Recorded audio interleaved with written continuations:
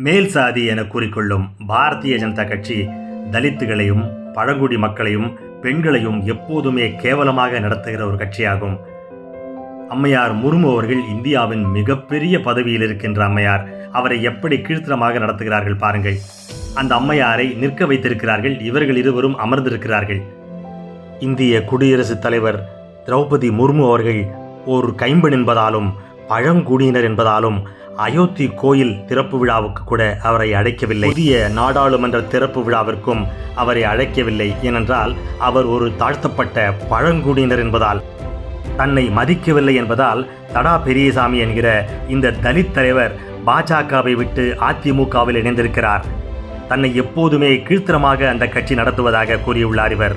பாஜகவின் தலித் பிரிவு தலைவர் இவர். இதேபோல் மராட்டியத்தில் ராமதாஸ் அட்டாவலே என்கிற தலித் தலைவரையும் அவமானப்படுத்தி அவருக்கு ஒரு சீட்டு கூட தரவில்லை.